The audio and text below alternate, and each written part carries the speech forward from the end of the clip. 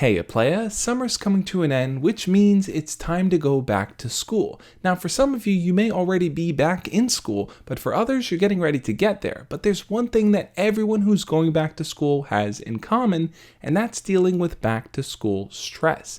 I think that there are 4 stages of back to school stress that everyone deals with, and I want to walk you through what they are and how to deal with them in this video. For those of you that are new here, my name is Josh, and every single week I make videos sharing tips, ideas, and stories teaching you how to be your best self.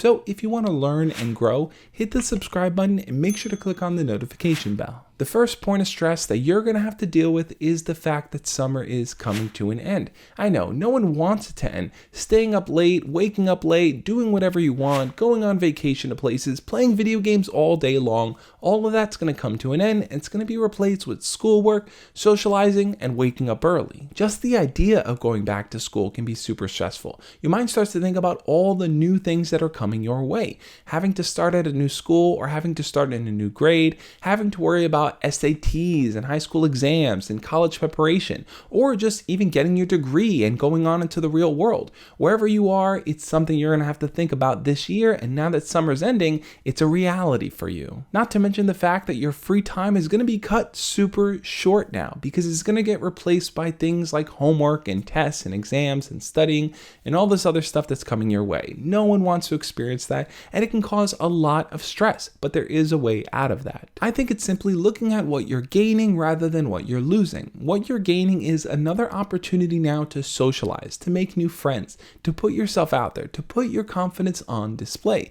And all summer long, hopefully this is something you've been working on. You've been working on improving yourself, getting ready to kind of jump back into the fray and talk to people. Now, I know that's not the case with everyone. Maybe summer was just kind of a prolonged weekend for you, but this is your opportunity to shine. This is your chance to put your best self on display. And that's why I think the second thing that might be causing you stress is going back to see your friends. Now, most people might be thinking, but that's a good thing. I get to hang out with them again. I get to talk to them again. But it also means bringing on their problems and their drama and all the rumors that come along with it. Friends are great, but the social lives and the social atmosphere that follow the people also come back into your life.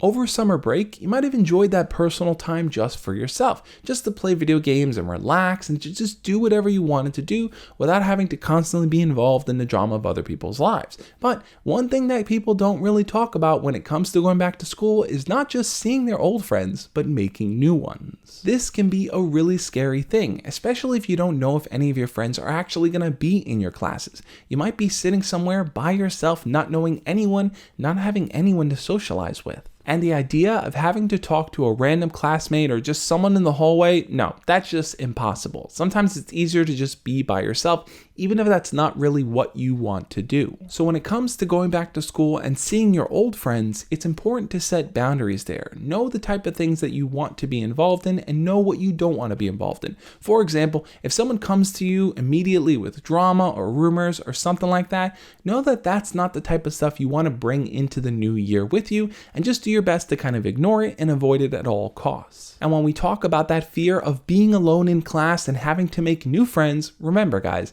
everything is small steps. Just turn to the person sitting next to you in the very first class you have or in that very first week, introduce yourself, say hi to them. Chances are they're just as nervous as you are and they don't want to be alone in that experience either. So the two of you have that in common.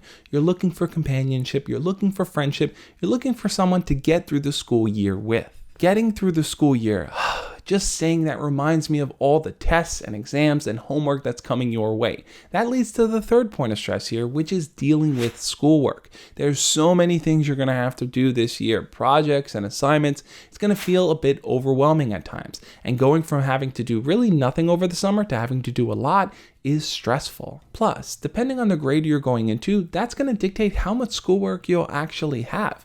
For example, if you're just starting high school, that's a new school with new kids and a whole new layout of things to learn. Or if you're someone going into your junior year of high school, you're going to have to think about SATs and writing a college essay and where you want to go for college. Or if you're someone that's in college, just the simple idea of getting out there into the real world. That might be where you are right now. You're in your senior year of college, or you're just getting ready to kind of prepare for that. Either way, the amount of schoolwork that's coming your way is going to remain constant. So what you have the ability to change here is your mindset and your approach to how you're going to deal with it. What I would recommend right off the bat is to form a study group as soon as you can. A lot of people wait till they're already a little bit more involved in school and the work is starting to get hard for them that they start to tell themselves, I need other people to study and practice with. But if you have that set up right from the get-go, it's a lot easier for you to just meet with those people and to prepare for your next exam. Along with study groups, you may want to think about also getting a tutor because let's face it,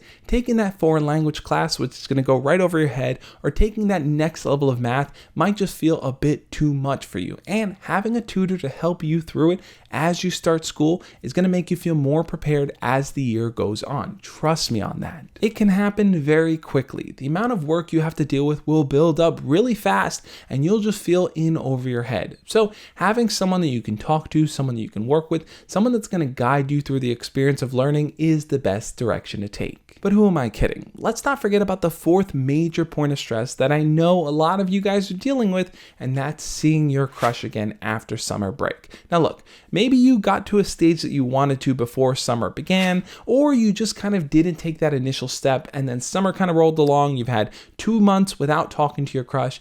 Now's your opportunity to jump back into the fray and to talk to them, to make something happen.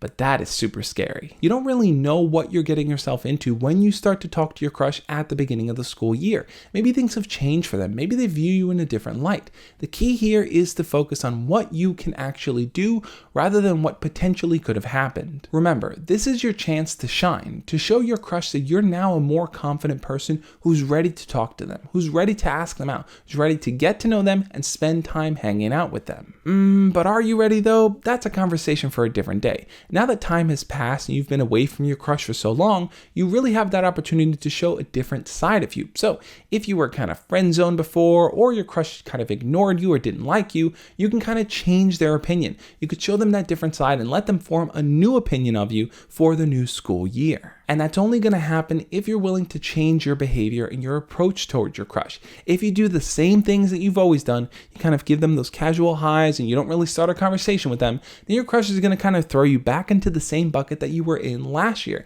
which is the, I don't want to date this person, I have nothing in common with this person, this is not someone even on my radar type of list. And I know that's not where you want to be because it totally just plummets your self-esteem. It's hard to then concentrate in school or to talk to your friends or to kind of just get back into the routine of life because your mind jumps to your crush and the heartbreak and heartache that comes along with thinking about them. Yeah, going back to school is not as simple as some people may think. There's a whole lot of stress that's going to come your way. But I think you have what it takes to get through it. Like I said, follow the tips that I shared throughout this video, kind of be open to making new friends, setting boundaries for yourself, accepting the fact that there are new opportunities ahead for you, just kind of be open to talking to your crush and to find ways to kind of manage your schoolwork, whether it's a study group or a tutor. You can get through this, guys. Trust me on that. You just got to be smart about how you do it. I want to give a special shout out to all my patrons and channel members that help make this video possible. Thank you guys so much. Also, if you feel like you want to just prepare yourself a little bit more for going back to school, check out my playlist over here. That's my survival guide. All my videos that are going to help you just kind of get ready and get into the mindset you need to tackle school this year. Thank you guys so much for watching, and I'll catch you next time. As always, love and peace.